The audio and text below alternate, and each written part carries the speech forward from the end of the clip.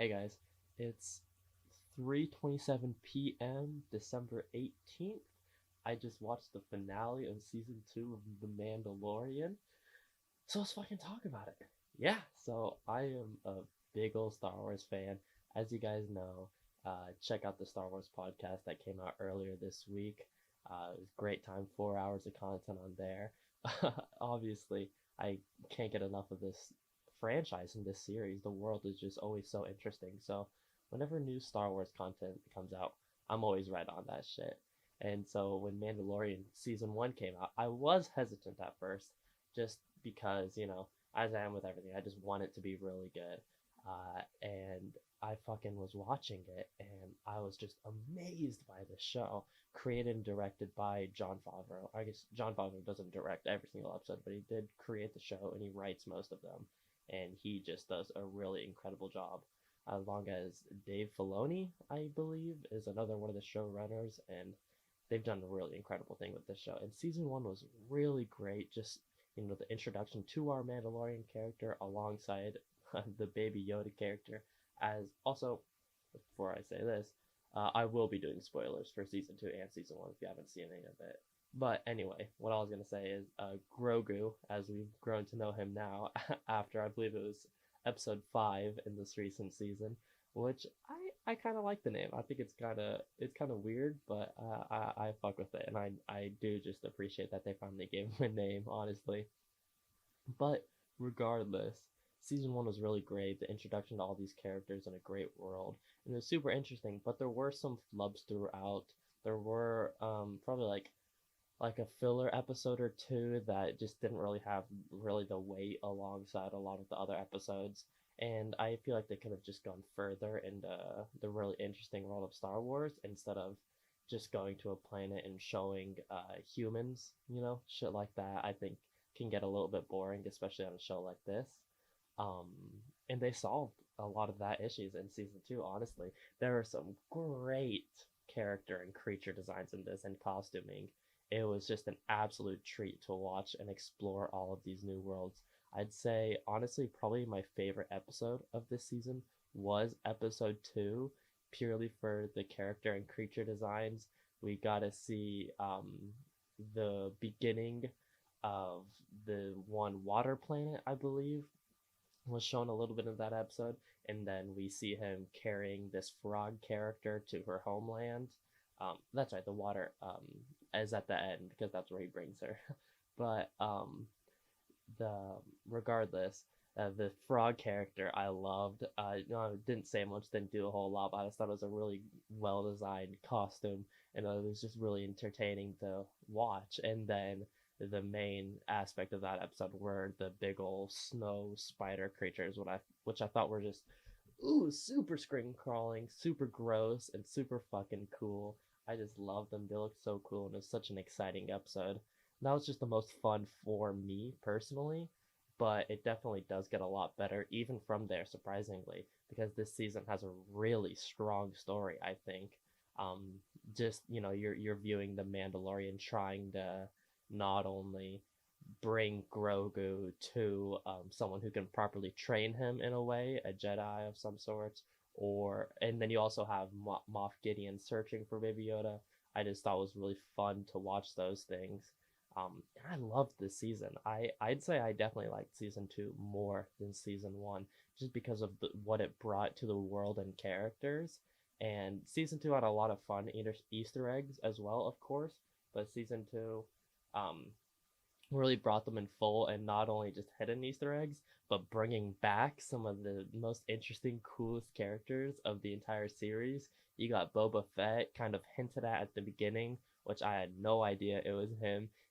Seeing the guy who played the young Boba Fett in the prequels all grown up, I did not get that. I remember going home and seeing my dad, and he was like, "Hey, you got that right? You recognized him?" I was like, yes, yeah, for sure. That was fucking cool. So I didn't, but it was really cool to see him back, and he had some really kick-ass scenes. Hey, I just edited this in right after because while I was just doing the tiny little editing I do with the closet quickies, I got a message from a friend that there is the end scene that I hadn't even watched, and so I went back and watched it. I just wanted to mention that that is so fucking hype. Seeing Boba come back, take the throne back, where Jabba the Hutt used to be back now, Bib Fortuna, I believe is his name. Now Boba Fett, and then the Book of Boba Fett coming next year. That is fucking awesome. I'm so glad to see that. Just another really nice little thing about this season. I just wanted to add how excited I am about that I went back and rewatched that since I didn't mention it earlier. Anyway, I wish they brought Timothy Oliphant back. He was in that first episode with him, and he was just a really great character.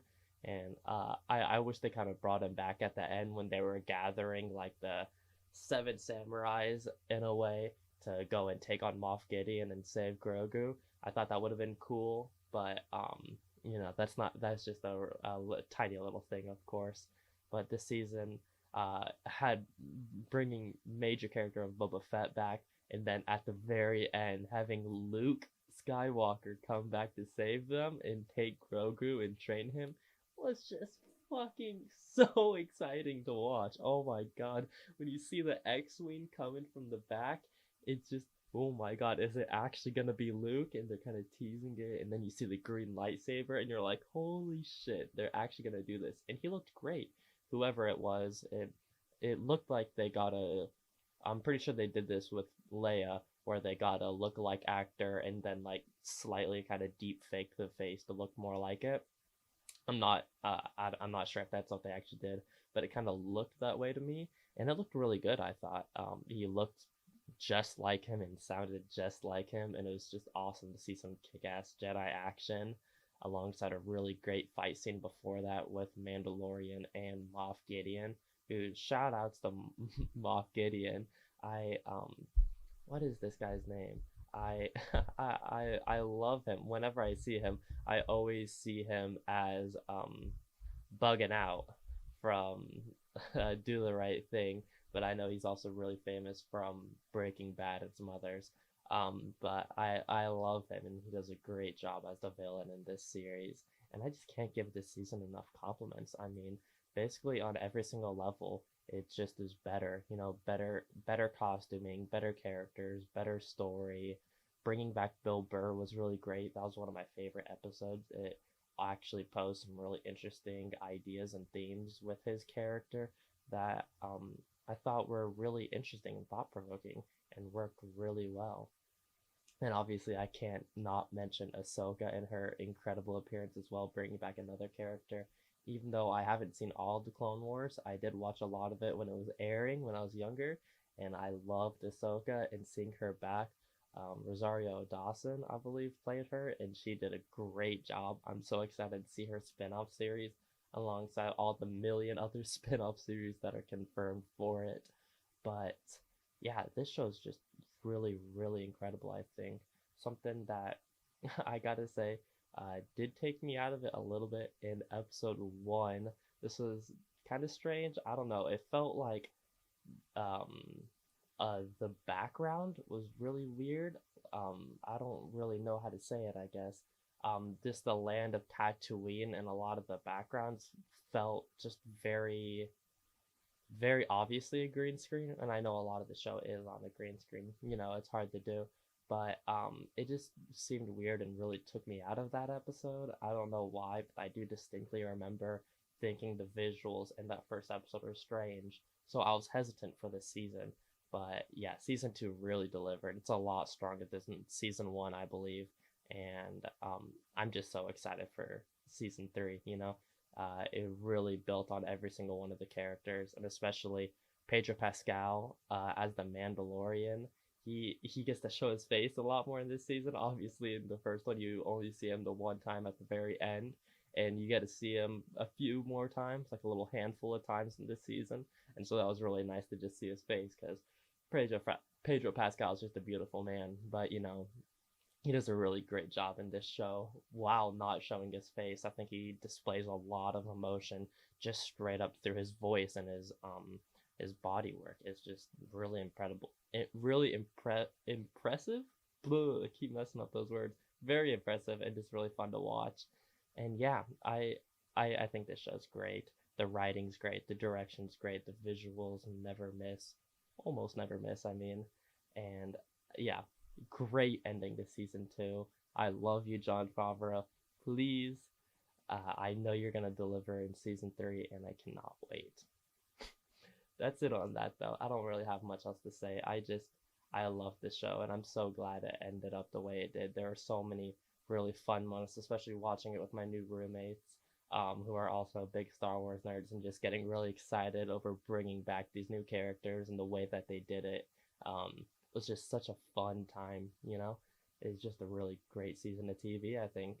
Shout out Disney Plus. I hate to shout out Disney, but they did some really great shit here. Anyway, that'll be it for that, though. Thanks for listening to this. Obviously, check out the podcast last week on Star Wars.